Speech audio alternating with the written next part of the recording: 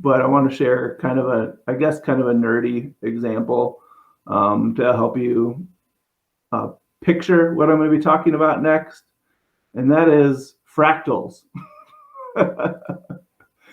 Fractals, if you don't know, are a geometric concept, and I'm going to share something here as well.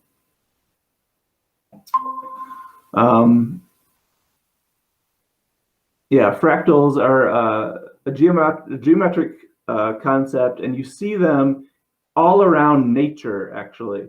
And it's this idea that you can start with this really simple shape, and you start multiplying it, and multiplying it and multiplying it until you like zoom out and you have like this super complex, beautiful thing that is started with this very small, simple form. And so you can see this example here of just kind of like a fractal tree. You know, you make this little Y shape. You probably did this as a kid. I know I did. I would draw these as a kid, draw these trees in this really simple way. You just keep multiplying that same shape over and over again, and you get a tree, something that looks like a tree. You can do the same thing with this kind of shape here, and keep multiplying it, and eventually it looks like a leaf. And this is really what a leaf is shaped like. And so these fractals are all across nature, and form these beautiful things like even snowflakes are fractals, all sorts of things. Something that's not so beautiful is viral reproduction, which is very relevant right now. Actually does a very type of fractal kind of reproduction. But I wanted to show you this to kind of frame up what I'm going to be talking about next, which, one second, all these things I want to show. I want to get to just what is a microchurch. This course is called Microchurches 101. And what does that mean? And so really we have to start out with asking the question, what is church? And when you ask that and you kind of try to figure out what is church at its core, if you strip away all the things that it might be, or kind of all the things that have been added in over time for good or bad reason, what is the essential? What is at the core? What are what you could call the ecclesial minimums of what it means to be a church? And so I have another graph to help you visualize this.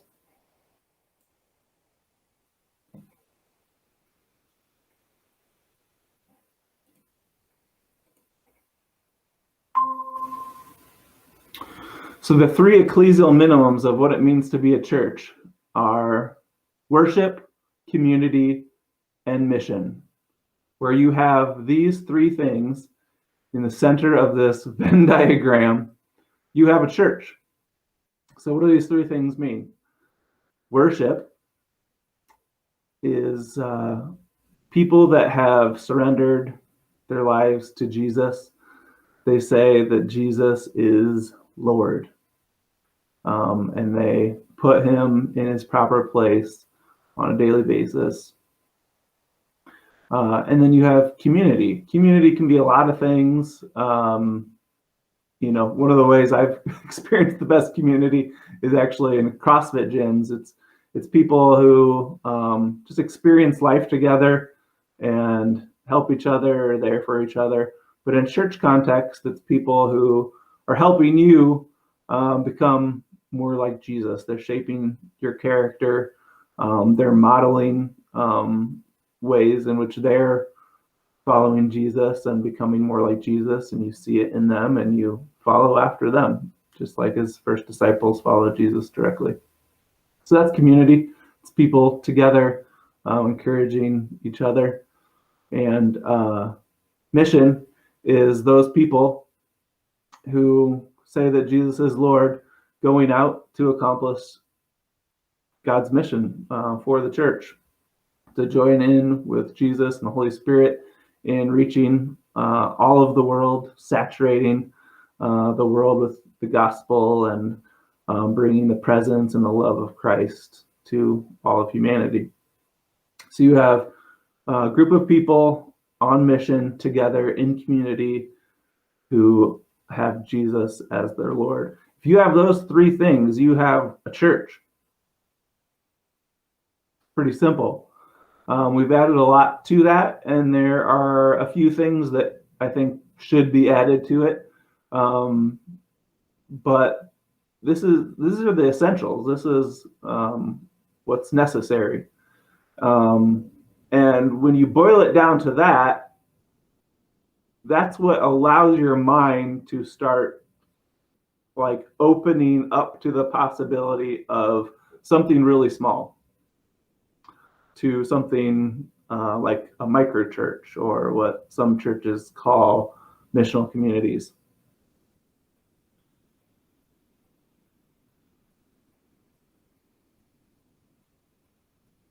And going back to that idea of fractals, what you see as the church, as those three ecclesial minimums, worship, community, and mission, are really an outgrowth of what it means to be a disciple. You as an individual disciple should be doing those three things as well.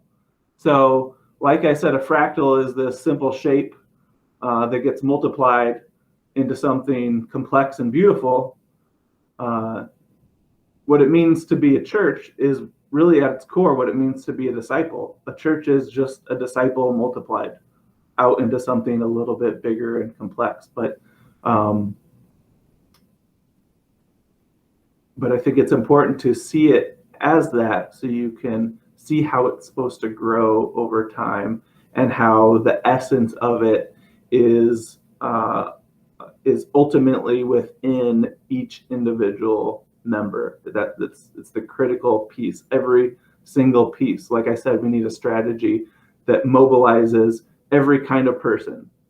We need to mobilize every kind of person in this model to reproduce and to go out and explore what God is calling you to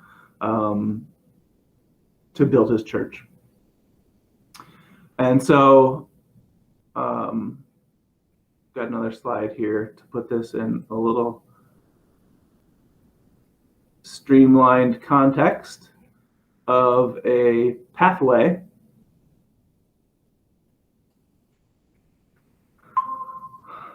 What I'll call a missionary pathway. How do you get to building a decentralized network of microchurches? Well, it starts with disciples who live like missionaries and plant the gospel in their network of relationships. As they do that, new disciples are formed.